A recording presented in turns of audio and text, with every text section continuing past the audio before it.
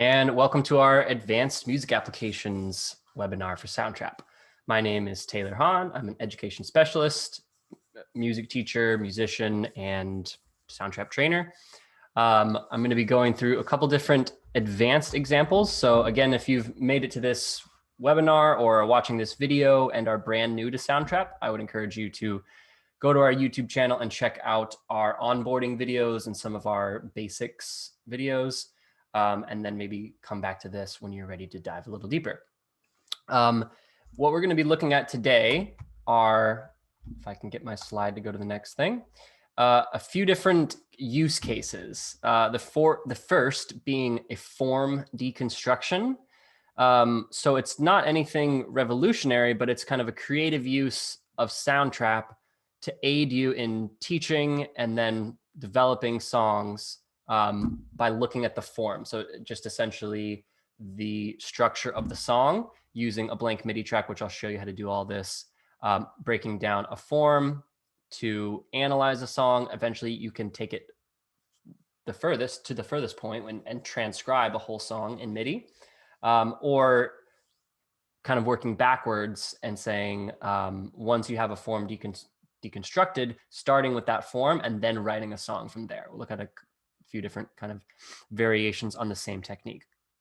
Then we're also going to look a little bit at synthesis, which is something I don't think we've really covered before, but Soundtrap does quite well.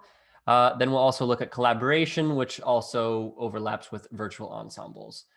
So it would be great for me to know just a little bit about who's here live with us. If you could just throw in the chat, just in the text chat, what you're teaching and what you're interested in learning today. It might be a specific technique, or maybe some of the things I've mentioned so far have piqued your interest. I'd just love to know a little bit about who's listening and what you're interested in. So as I do that, I'm going to jump over to another set of slides, and we're going to first start talking about this form deconstruction idea.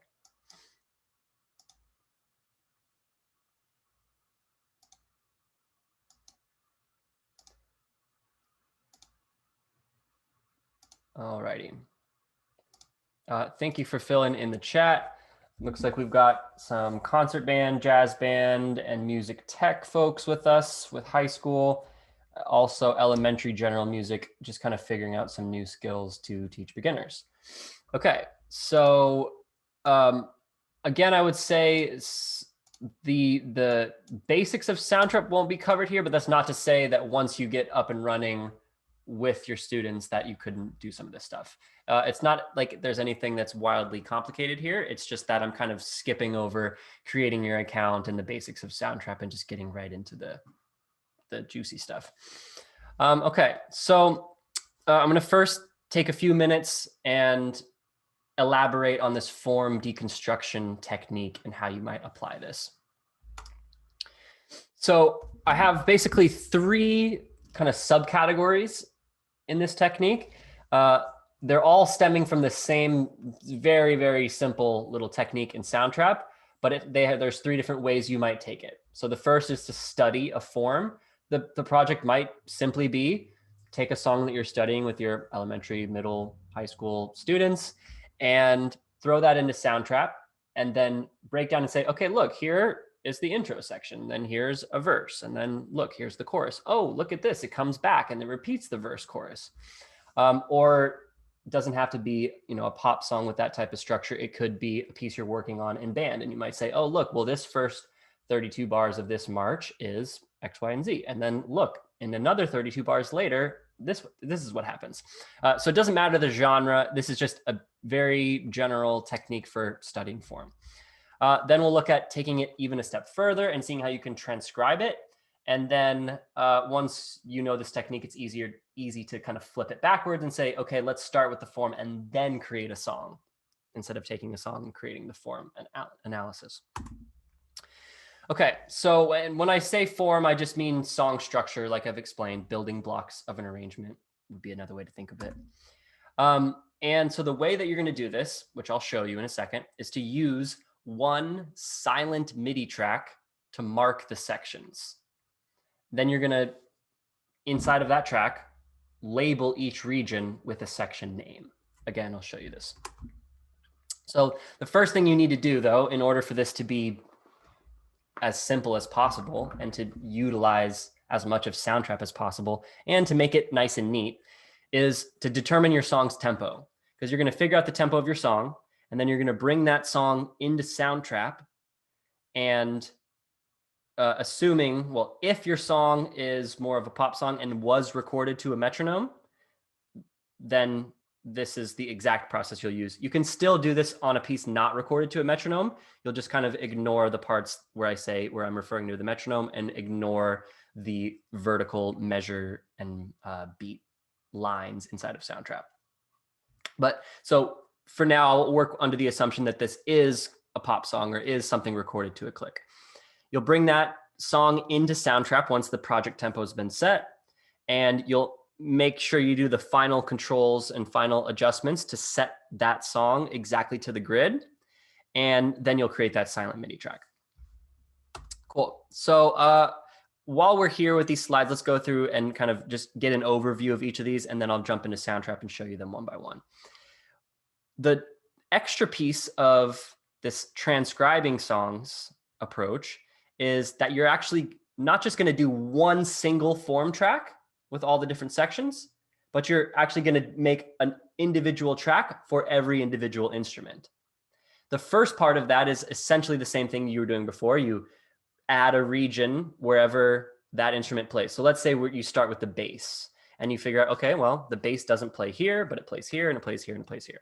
You put a region at each one of those places, still just blank, and you do that for each part. And so then you have like a very high level overview to see when each instrument plays, but not what they play yet. So it's not truly a transcription until you go to each region and fill in the MIDI region, in the piano roll, every actual note that instrument plays. And so that's that approach right there. And then the final one, like I've said, is just working backwards and creating a song once you have a form track. So now let's transition. I'm going to jump into Soundtrap and I'm going to actually show you what this looks like. I imagine it might be a little confusing if you can't see it. So let's go ahead and look at that and see what it looks like. We're going to go to, I've got 3 different ones. Let's go to study a song. Yep. Okay. So I'm not going to play this whole song. I'm just going to play maybe 16 measures so you can see that the sections change, right? So what I have here are the track. So this is my song that I'm deconstructing and figuring out the form to. Obviously, it's going to change for every project. And then this track I have right here, labeled form, is my form track, and that's where I've deconstructed the form. And you'll see that I have a 16 measure region right here, and it's labeled intro. And then we go to the verse, which is 8 measures, interlude 8 measures, verse 2 is 8 measures, the pre-chorus is 8 measures, and then the chorus is 16 measures. And so all I've done is just created a blank MIDI track and filled that out. So let's listen to this just so you can see how each of these sections change, and then I'll show you how I did this.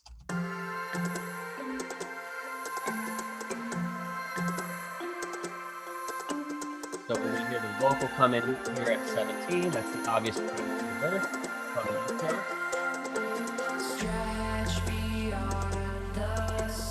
So you might do this in real time with your students. You might say, okay, raise your hand when you feel like sitting here. There we go, there's a section change.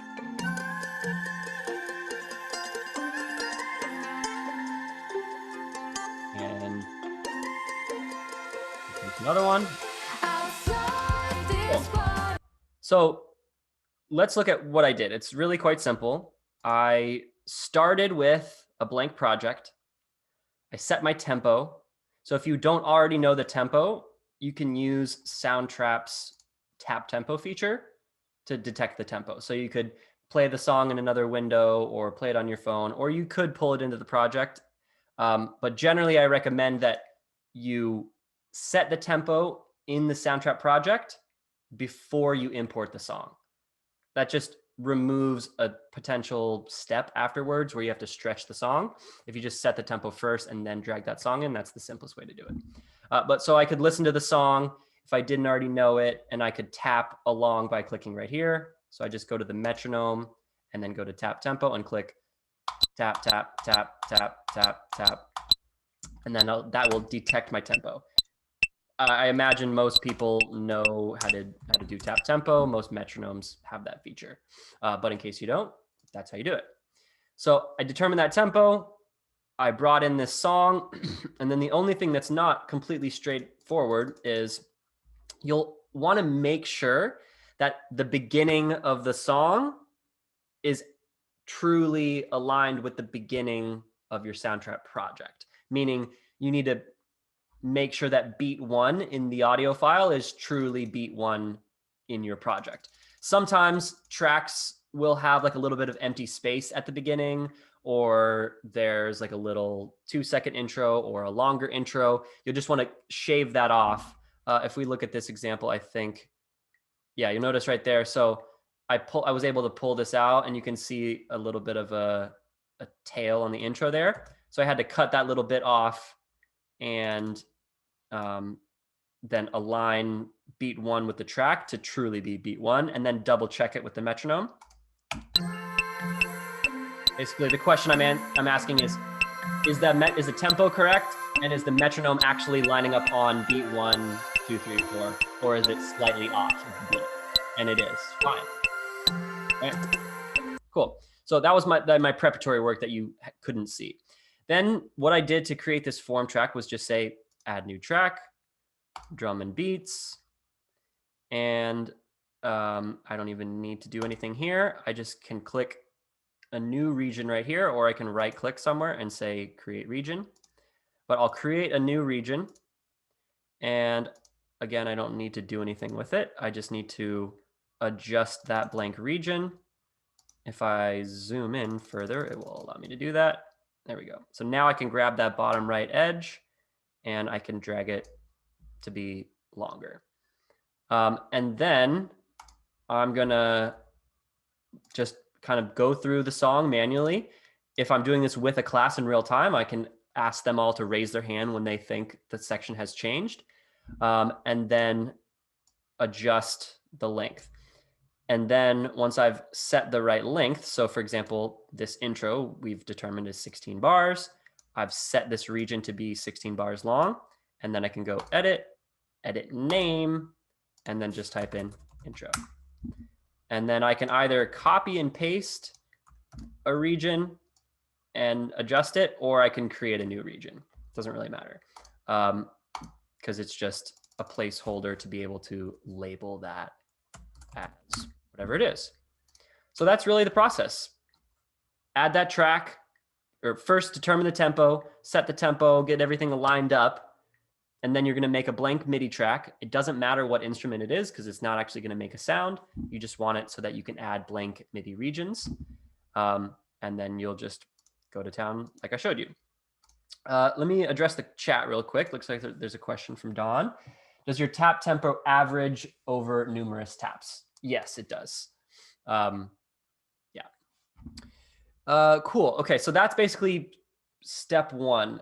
Can you change the color of the region? Yep. So if I go onto that particular track, I can change the color for everything in that track, but not the region. Yeah, so maybe that's your question. You can't have one region be a different color in the same track. One track has to be the same color. Yeah. Cool. So that's that. Now let's look at taking it one step further and actually fully transcribing. So I'm going to leave this, don't need to save my changes, and let's look at this deconstruction transcription assignment. Cool. So this is that same song with the same approach, but taken a couple steps further. So you'll see up here, here's that track, just again, the audio file. And then here's the MIDI form track right below it, where I've labeled the sections, intro, verse, chorus, etc. And then I would do this in kind of 2 waves. The first is making blank regions for every instrument, and then the next wave would be filling in those regions with the actual notes. So that's what I've done here with this mandolin part, which just so happened to be the same thing as the overall form because the mandolin plays the whole time. But for example, here's the marimba part, which plays at the beginning, but doesn't play here on the chorus or on the next chorus, right? So that marimba part is there are no regions there on the marimba part in the chorus. So the first thing would be add all those instruments, go through with that same process, manually listening and determining where does each instrument play and how does that align with the sections. And then, like you can see on the marimba part, I've actually gone into the marimba part and transcribed note for note in the piano roll and written out that marimba part. So this is not an automated thing. This isn't like a hit a button and Soundtrap automatically transcribes this. This would be a manual process, listening, and if you want, you might have a MIDI controller with right next to you, and you might figure out each of those notes as you go, as you listen, stop, and start it. So like if we listen to the track without this marimba part, we'll hear.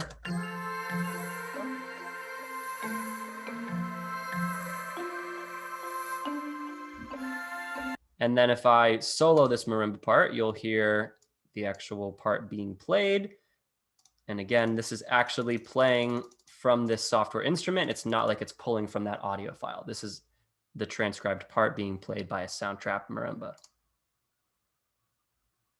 Except it's not. You can't hear that, can you? Let's see. Let's try the plucks maybe.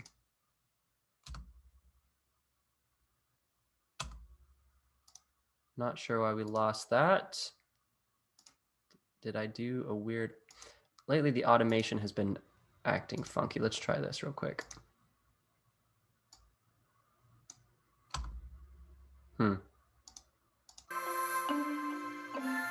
Okay, well, you'll have to take my word for it. That's the marimba part. It's transcribed, but that's just a manual process. So by the time you get done, your project will look something like this. You could tell this one is not completely finished because some of these tracks are still blank, but the process is the same. There's nothing new to go from, half transcribed to fully transcribed.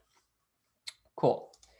So that's that. And let's look at this final example where you would plan your song. So the way that this would work is you start with the form track and then you end with a song. So what you might do is you might create a new Soundtrap assignment, and your song might look like this, where you give your students a form and then their assignment is to create a song using this predetermined form.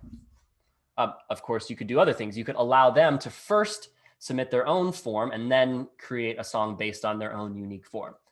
It's up to you, but the idea is start with the form track, and then that allows you to kind of plan out better as you're composing in Soundtrap to know, okay, well, I still need to fill in this space, and when I get to the chorus here, I really can just copy the same thing that I started for this first chorus. At least for me, that's a very helpful visual to have the song figured out, the structure beforehand, so you know what pieces are remaining that need to still be composed. Cool. So let me pause right there and see if there's any questions on anything that I've covered so far with this form deconstruction. And then if not, you can also feel free to ask questions about where we might take it next. What are some things you might want to see next? No, I mean, that's pretty cool. It's a little different twist, and I like the idea of laying the form out for the kids. I prefer in other software when I'm not virtual that I use where I can change regions so they really can see the form. And Right. what I've been doing in Soundtrap now when I'm doing form is I'll actually make multiple layers of tracks. So like guitar, bass, and drums are in the intro, and then guitar, bass, and drums in the verse. And that way I can at least change colors so they can see kind of what's happening. Sure. But I like this idea. It's really, I'll try this. It's pretty cool. Cool. But ninth graders transcribing. Right. Yeah. Sure. Yeah. Well, so maybe the place to start is to start with a drum transcription. That might be a little easier, just yeah. fewer things to come up with. So when you in the drum track and because I haven't really played with this other than going straight forward, but if you add different regions in a drum track, do they show up as individual pattern in the pattern beat maker? Or is it still continue like measure 1 through 400? Do you get measure 1 through 8 and then another measure 1 through 8? Oh, I see. Like, can you have like an 8-bar pattern that Right. also shows up as an 8-bar unit in patterns? Yeah, but it Um, doesn't, does it? it doesn't, no. Right. Okay. Okay. Cool. Cool. You and I have chatted on the Soundtrap page. That's But right. Yeah. it's really cool to get to work with you here and see your ideas. This is cool. Yeah, it's great. Thanks for being here. So we could go a couple different directions. We could talk about virtual ensembles. We could talk about synthesis. Maybe that's not, I know that hasn't been discussed very much. I have a couple things I'm prepared to do, but if you have anything you're interested in specifically, we could go straight there. Well, I'm not sure what Jeff needs. What would really help me is maybe some virtual ensemble stuff in the synthesis. Okay. Yeah, when I'm not virtual and I'm on campus, I use Reason, Pro Tools, and FL. Okay. And so like synthesis is second nature there. Sure. But I haven't tried it with my kids in Soundtrap yet. Okay. Cool. Well, yeah, we could definitely cover those. So like I said, what Jeff needs. So sure. So Jeff, just chime in with whatever you're interested in, and I'll make sure to hit that next. Yeah, no, I think moving on to the synthesis, or what you had planned is fine.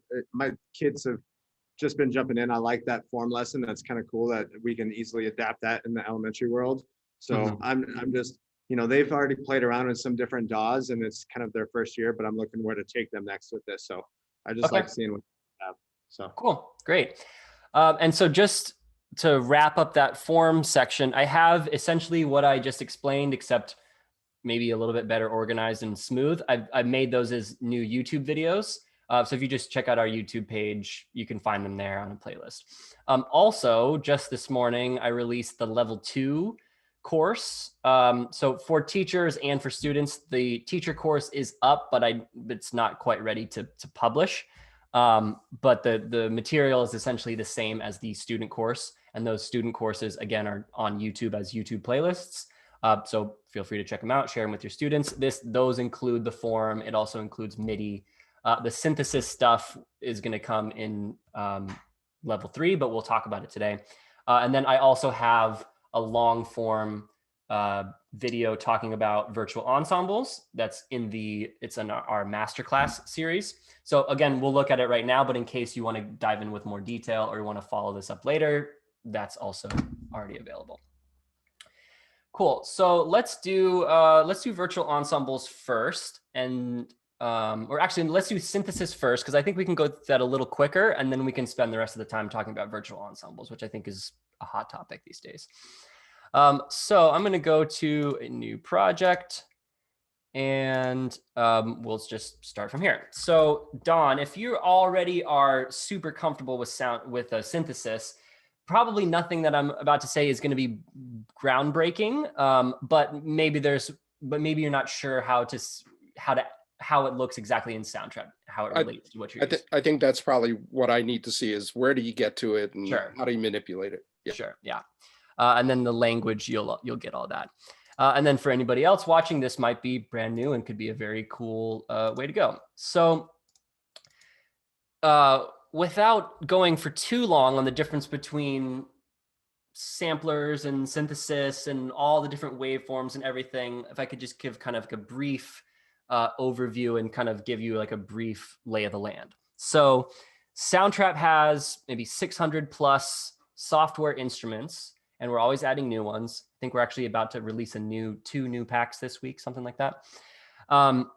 And most of them are sampled instruments, which means either a real live instrument, like a real guitar or a real drum or something, and someone sat there with a microphone and recorded it, and then took that recorded sound and loaded it into the computer, organized it. And so whenever you go and hit your B, whoops, C on your computer keyboard, that's referencing either a C that someone really played on a guitar, or maybe they played a D, but it's been transposed down to a C or something. But basically, that the original source of that sound came from a real instrument, either acoustic or electric. It could have been a digital drum machine or an actual, hardware synthesizer, but a sampled instrument inherently means that came from some real sound. A totally separate type of software instrument is a synthesizer. And that means that that sound was actually created from scratch inside of that synthesizer using several different building blocks. So kind of in order of how they're created, you have oscillators, and an oscillator is like the core of your sound. That's like the original sound source. So you can have different types of oscillators. You can have different waveforms that might be sine waves, square waves, triangle waves, or you might have even more advanced types of waves. But that's what an oscillator is. That's the original sound. Then that sound can be passed through other things, either filters or amplitude envelopes or effects, all different types of effects and things. But it starts with that true sound.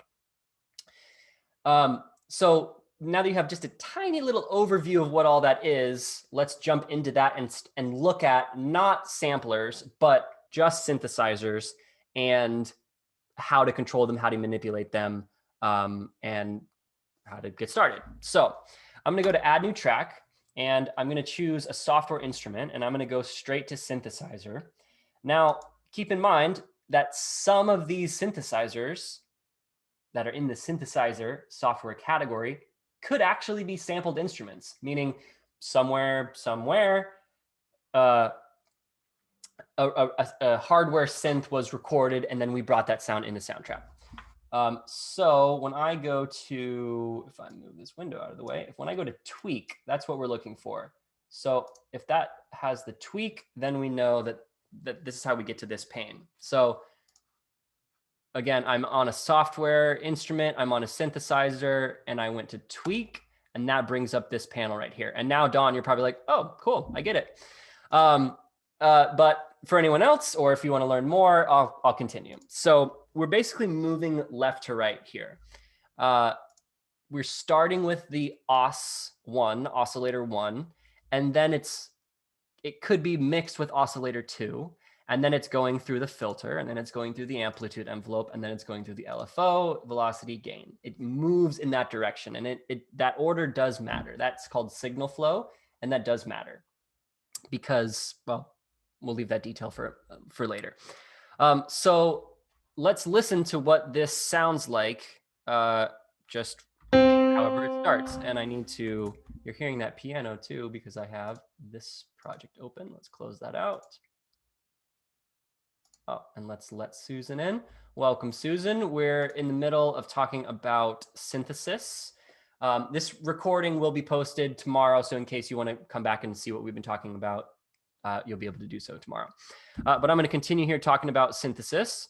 And so what you're seeing right here is the bulk of what's creating this sound. We might have some effects at the end of this. Yep, looks like we have vibrato, chorus, and stereo delay. But let's temporarily turn those off. Taylor? Yeah? Do the effects, the chain of effects, is that left to right, just like the synthesizer? Yeah. That was a big question on the Facebook recently. Okay. Yes. Left to right. Okay. Mm-hmm. Yep. Cool. So what we're seeing right here is under the hood of this sound. And so I know that I'm starting with a saw wave with oscillator 1. And you'll see oscillator 2 is not even on, and the mix is not including it. So like this thing right here moves back and forth between oscillator 1 and 2, or a mix of the two of them. So here's oscillator 1, it's a saw wave. And then if I move this mix down here, here's oscillator 2, which is just a noise wave. It's not really a wave, but, and then here's halfway in between, we're getting a mix of both, and then you have everywhere in between to get a more fine control. So a noise and saw might be a combo. It might be a slightly more musical combo to do, like a triangle wave or a sine wave, because both of those will actually have a clear pitch. But so that's what that's doing. Then you have this coarse and fine control, which is basically pitch control. Coarse meaning this coarse is measured in semitones, as you can hear as I go down. Let's put that back to normal. So you might want a saw wave in 1 octave, and then you might want a square wave an octave lower or an octave higher. Coarse would allow you to do that. And then fine control is in finer increments, smaller increments, like if you wanted to slightly detune for a certain effect. And actually many synthesizers are slightly detuned on purpose. Fine would be the knob that would allow you to control that. Is there a way to record the automation for the knobs? Not yet. No, there's not. Great question. I'm good. You know, that's one of my things that I've been the most on the site is what's next? What's next?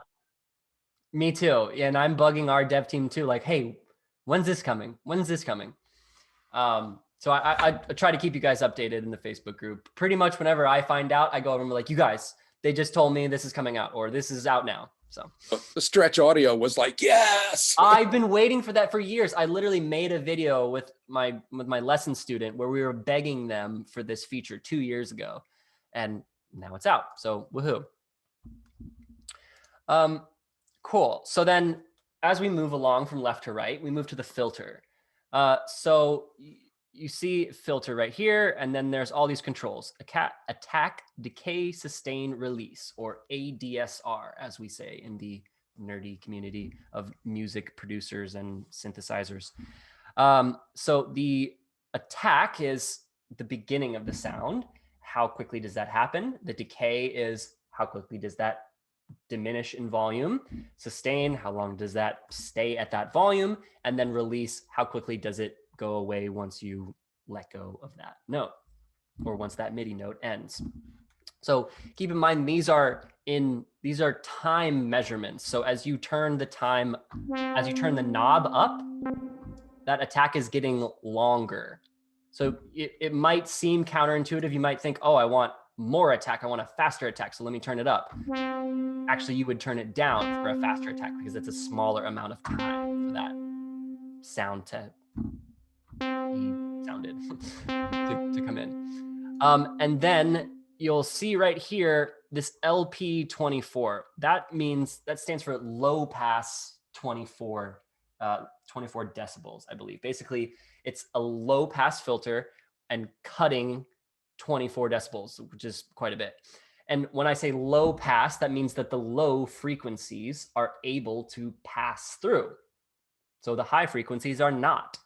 But there's a very important parameter here, which is, well, how high of frequencies and how low of frequencies get to pass through or get cut off.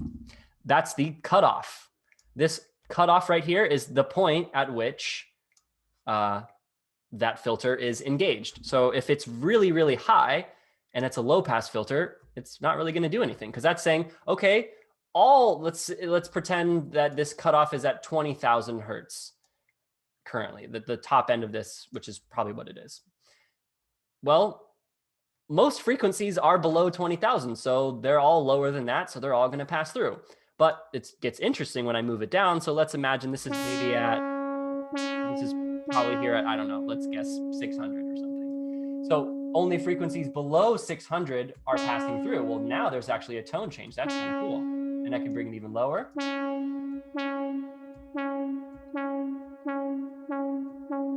And so on. So without spending forever twiddling these knobs, I just want to kind of show you a little bit about what they do. And then I highly recommend that you and your students get in there and actually just try these things out and play and experiment with these. I think that's the best way to really get a feel for what these things are. It's one thing to be able to memorize, oh, well, cutoff means this and resonance means this, but I think what's more important is having, an experiential understanding and being able to control it. And if you can think of the sound you want and then be able to create it using the controls. One of the things I found the most successful with my students is to make sure that they experiment with extremes first. That way you can really hear what each knob is doing. That's a great idea. Yeah, really crank it all the way up to make it obvious. Right. And once it's obvious, then it's a lot easier to get them to the next step of refining it. But so my next question, which is, are the knobs assignable? So like if I have a MIDI controller, are they assignable? Unfortunately not. Stop asking questions. I look forward to the day where I can tell you yes to so many more things. Yeah. And I think we will get there. I just don't know exactly when. Okay, cool. So moving along to amplitude envelope, that's essentially what I was describing here with the filter. You'll notice that there's the same controls.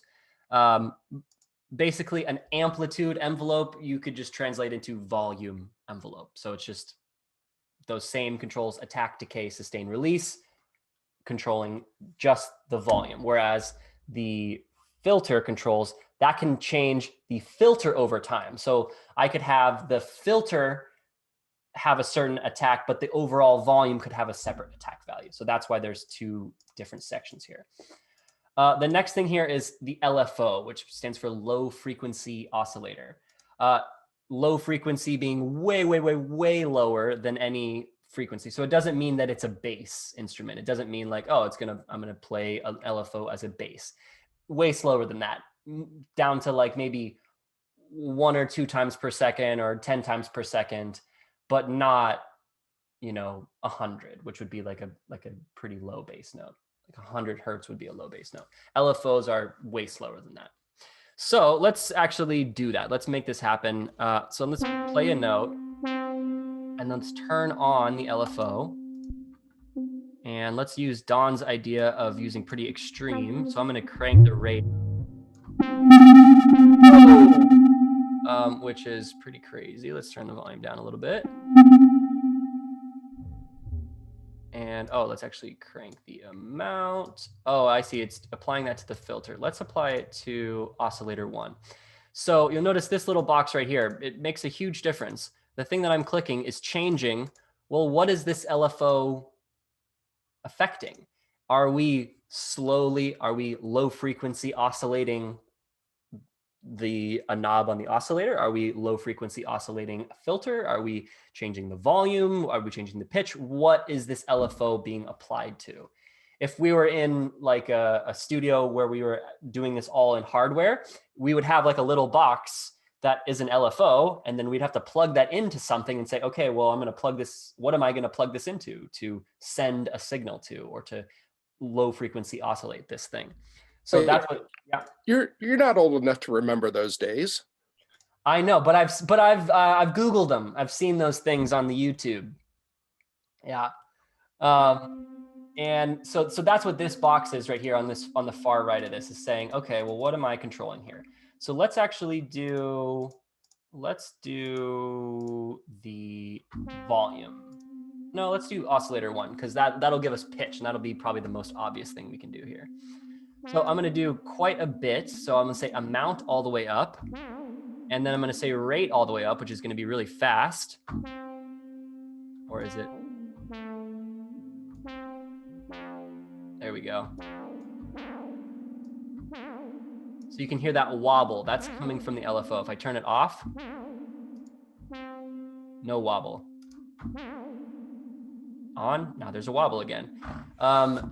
If anybody was paying attention to music maybe 10 years ago when dubstep was the biggest thing ever, and everyone was talking about wobbles.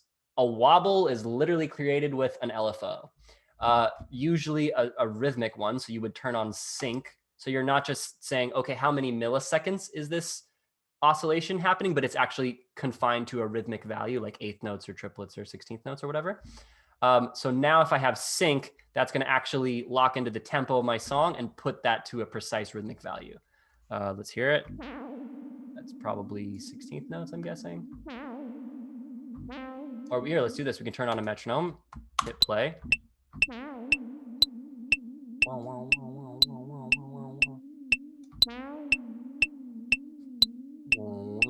So that's like a quarter note LFO basically.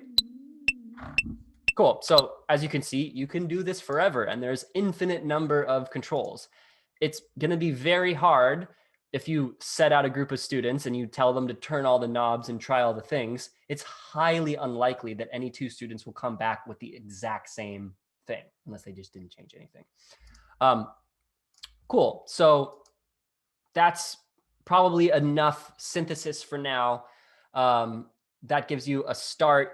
But as I've said, I highly recommend that your synthesis exploration is an exploration and is an experimentation, and you're requiring students not just to say, okay, I get this thing, I've made this synthesizer, but go and build in exploration time into your curriculum to allow them to just try all the knobs, crank it all the way up, crank it all the way down, and learn what's really happening. Is there a way to re-initialize or reset the synthesizer?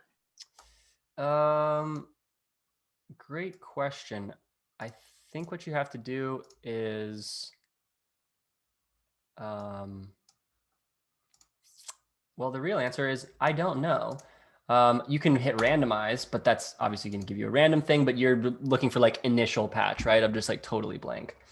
I don't know. I'll have to look at that and I'll get back to you. I'll jump in the Soundtrap Facebook group if I figure It's kind of not really important because you know, there's so many places to start with defaults, you know, like right under the little box where you change sounds. Yeah. But all the same, I'll see if I can come up with an answer for that. Thanks. Cool. So let's move to virtual ensembles. This is going to be a relatively quick overview of it. So again, if you want to see all the detail and are like totally confused, I've got a whole video where I take an hour to really fully properly explain everything. And that's on our YouTube page. If you just search Soundtrap Masterclass Virtual Ensembles, you'll find it. Or you go to our Soundtrap for Education YouTube page and go to the Masterclass playlist, you'll find it there. I do have a couple of slides that are going to help me stay organized. So let's go to those slides. By the way, I use Canva for these slides. Highly recommend it. Super easy to use, but also pretty powerful. So if you're in the need of something to replace PowerPoint, I recommend Canva. It's also web-based, so you get all the benefits of the cloud. Okay, so here is the quick and dirty virtual ensembles explanation. I basically, I don't want to download this, I want to present. I basically break it into two different approaches. So one approach is going to be for small groups, which I would consider 5 students or less. Anything 5 or above is large. That number is not an actual magical technical number. It's not like you can't do it with 5 or 6. It's just that once you start to get about 5 or 6 people, it just tends to get a little bit messy inside of Soundtrap. Again, you can totally do it. If you've got students and they're able to kind of follow some relatively strict practices and workflows, you can totally do it all in one project. But as you'll see, there's a better way to do it for larger groups. These links right here are, one of them is to just kind of all of our resources, all our videos. The second link, ST Virtual 123, are these slides. So in case you want to actually look at these slides, you can go there, check that out, and get all those slides. So for the small group approach, again, less than 5 students, you're going to do it all in one project. You're going to just directly invite them. So you create that project, you either from inside the studio or from outside say invite, and you invite those students. Then it's done. Then they're all in the same project. They record into that. That's it, basically. So can you do this? You do this as an assignment or just as a separate standalone? So for the small group, not as an assignment. For the large group, I do it as an assignment. And so basically the rest of the time, I'm going to explain the large group approach. So that's for more than 5 students. That you will do it in 2 separate projects. One is the assignment that you'll obviously create copies of. That's what an assignment does. And then that second project is kind of your master project where only you, the teacher, have access to that second project. That's where you compile all your recordings, you put everything together, and you print from there, or you publish from there. Okay, so in case you don't know, the assignment feature in Soundtrap does these 3 things. Makes a copy, puts you as a collaborator, puts all those copies in a folder. Here's the quick rundown of the workflow. I'm going to, again, jump into Soundtrap and actually show you this, but here is it all just kind of outlined to start to wrap your head around it. First, you got to have a piece. You got to have something to play. Then you're going to create a project for that. This first project is your template project. That's going to then become the assignment. You need to upload your reference track. A reference track is just an audio file of that song. So maybe it's a recording from last year's group. Maybe it's a professional recording. Maybe it's a MIDI generated, computer generated recording. Doesn't really matter what it is because most of the time you're just going to delete it at the end. But you need something that's the same thing that everybody plays along to. That's your rhythmic and aural reference. The way that I'm showing you this approach in Soundtrap, it doesn't require a conductor. It doesn't require any video. You can do this all in Soundtrap. You can do it all based on audio. Cool. Once you get that reference track, you'll upload that. You'll add a blank mic track just to make it really obvious for your students. You'll add a sync pop if necessary. I basically just recommend just do a sync pop. What is a sync pop? A sync pop is just one tiny little sound right on beat 1 that's going to assist you in the syncing process. It's going to basically save you a bunch of time and headaches. So when in doubt, add a sync pop. I'll show you how to do that. The next part, that creates your template. Then you're going to share that template as an assignment. So you'll share the parts with your students, meaning like actual PDF print parts of just regular sheet music. Then you'll share that project as an assignment with students, that Soundtrap project, I mean. Then students will record. Once they've recorded and gotten their good recording, they mute their reference track, save their recording, and give you that recording. If you want to put a little bit more work on the students and take a little bit more work off of you, which you probably do, instead of having them just save it, because you could always access that file because you are a collaborator on that project since it's an assignment. You could always go in and download each of their things for them. But what I'd recommend is create a Google Drive folder or some sort of shared folder and have them download their MP3 or WAV file and drop it into that folder. It serves 2 functions. One, you know if it's in there, they have taken that step to say, it is done. This is my final copy. Boom, it's in that folder. And you know that they do it for you, right? You don't have to download 50 different copies. You can just go to that folder and download them all at once. Cool. Once you have access to those recordings, though, you'll throw them all into your second Soundtrap project, compile all those recordings, make any final changes, and you're done. But the idea is, if you do everything the way I'm going to show you and you use a sync pop, there's hardly anything left to do at that point. You do not have to individually align and sync 50 different tracks and sit there and figure out, is this beat 1? No, it's slightly earlier, slightly late. You don't have to do that. That's the whole point of using this process and using the sync pop. You just drag them all in, align them from the beginning, and you're done. Cool. So just for reference here, a reference track is an audio file used to sync all the recordings. You absolutely need one. A sync pop, you don't necessarily need one, but you probably want one. This is what it is. I'm going to show you how to do it. And then you're going to compile all those recordings and then download the final version. Cool. So let's jump over here into Soundtrap. Like I said, I'm going to be moving relatively quickly through all of this. Okay, cool.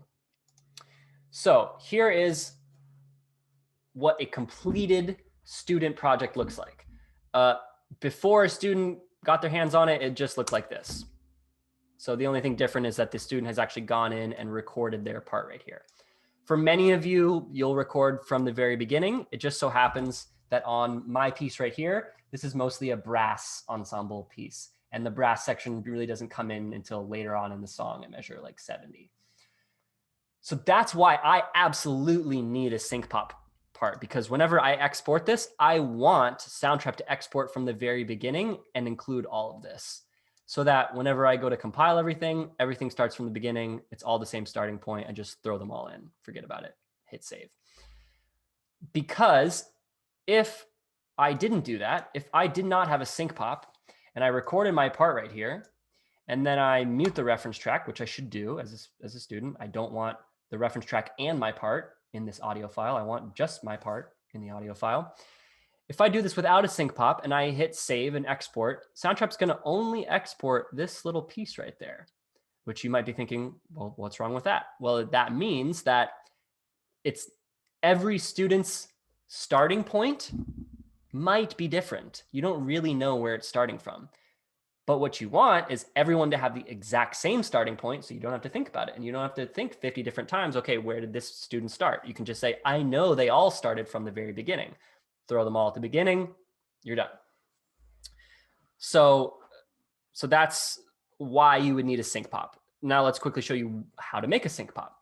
I would say add new track, drum and beats, go to patterns, and just literally on any instrument, any preset, doesn't matter what it is, just add one note on beat one. The reason this is not letting me do it is because I'm too far zoomed out and cycle mode is on.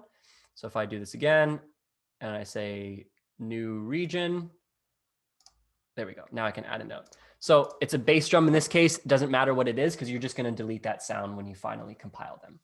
So that's a sync pop. That's how you make it. So here's a question.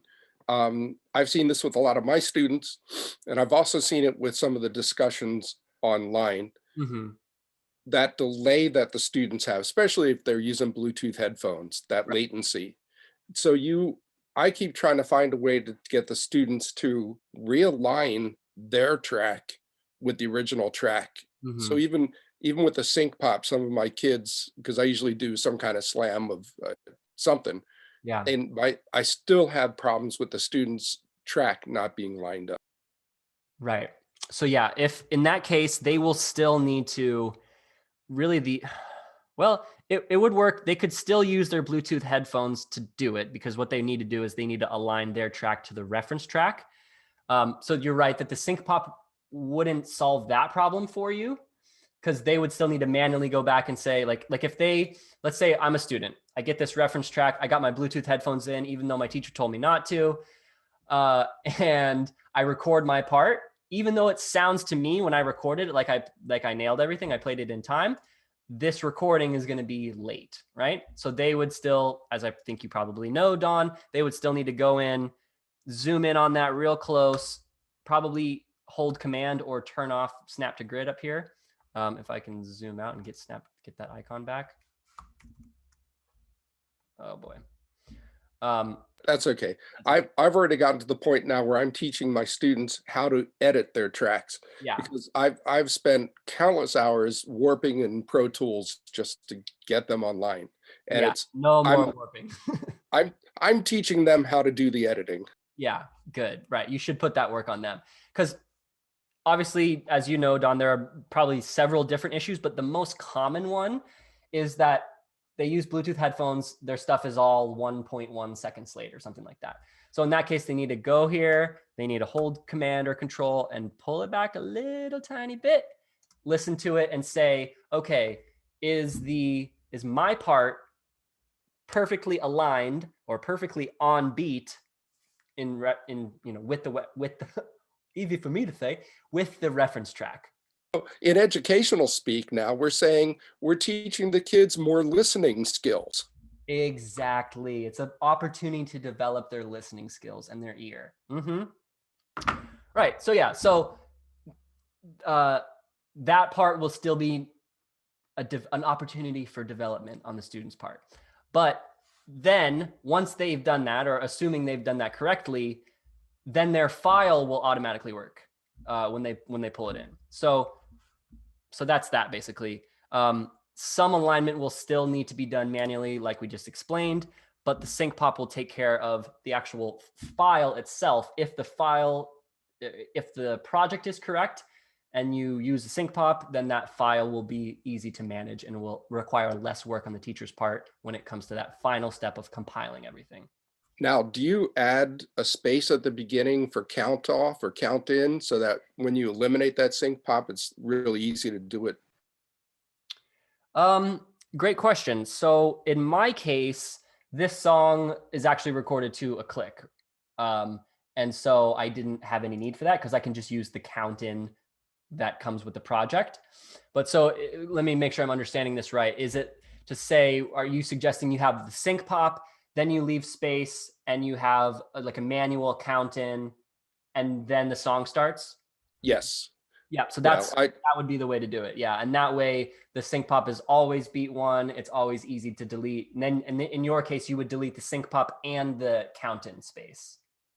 Is there a way to select a whole like 8 tracks and just delete and So say that again. You cut off. sorry, yeah. Delete what?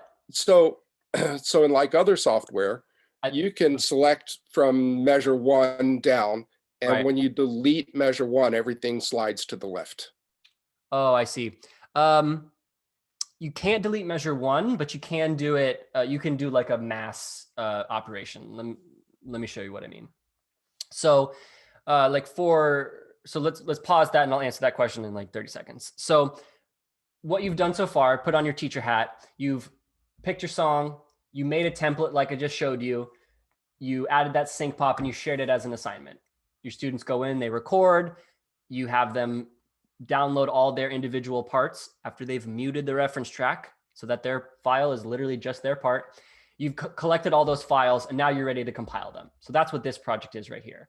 This is where I compile all those individual student recordings. So you can see right here, I've got, a bunch of trumpet parts, trombone, et cetera, et cetera. And then right here, I have these assignment parts, and you can see that's that sync pop right here at the beginning. You can look, right? A bass drum at the beginning that makes no sense. So what I would do in this case is I would throw everything in. I can see cool sync pop, sync pop, sync pop. That's how I know everything is aligned. And no matter where they actually started recording, I can just align everything to the beginning. So the step I skipped so far was I added new files and I just said align to the beginning, align to the beginning. And now I know everything is aligned. So let's say I've got all my files in, I can see the sync pop there, but I need to cut off the sync pop and whatever extra space is here at the beginning. In that case, I would say highlight all and then grab from the bottom left and like cut off that measure and then scoot it over to the left. That would achieve the same thing I think you're talking about. Yeah, that's what I'm looking for. Yeah, perfect. Right. Yeah, and so then even if you don't have empty space for the count in, even if it's just like you just need to get rid of that sync pop, same thing applies. Just highlight however many tracks have that sync pop and cut off that little part right there. Yep. Cool. So then that's basically it. The important thing is to set it up correctly and then put a little bit of that heavy lifting on your students. And if you do that, and if they follow through, then the compiling process, the compilation, is quite simple. You just drag them all in, make sure they're lined up on beat 1, highlight them all, cut off the sync pop. Done. And then save. In case you are getting a little fancy and either you yourself have the skills to bring everything into Pro Tools, or you have someone you're partnered with and you've got an audio engineer you're working with and they're asking for individual files that they're going to bring into Pro Tools or Logic or Ableton or something to do kind of like a pro mix, you can export from here. Although if you already have individual files, you might just share that Google Drive with your engineer. But in case for whatever reason you want to export from here, you can go to any individual track at any time, click those 3 dots and say export this track. That's going to export just this wings trumpet 3-1 part, aka a stem, right? And so that if you're working with an audio engineer and they say, hey, can you give me stems? Can you give me individual parts? That's what they're looking for, and that's how you could create it from a Soundtrap project. Right. And I've already experienced, you have to do every track individually. There's no bulk stem export. Yes, although I have put in the request for one button that says export all individual tracks in mono WAV files, as I'm sure you probably want. Yeah, that's what I thought. Cool. Well, that actually brings us right to time. I want to be respectful of everybody's time. I'm sure you're at the end of your day. So we'll pretty much call it right there. This recording will be up tomorrow. And if you got any other questions, feel free to reach out in the Soundtrap for Education Facebook group. Taylor, thank you for your time. And it's really cool to be able to like talk to you directly. Yeah, thanks for being here. And thanks for keeping it interesting for me and making sure I don't have to just literally talk at myself in the empty room and all alone. So it's nice to have a little human interaction and someone on the other end. So thanks for being here, Dawn and Jeff, and I think Susan joined in the middle. Take care, everyone. Have a good night.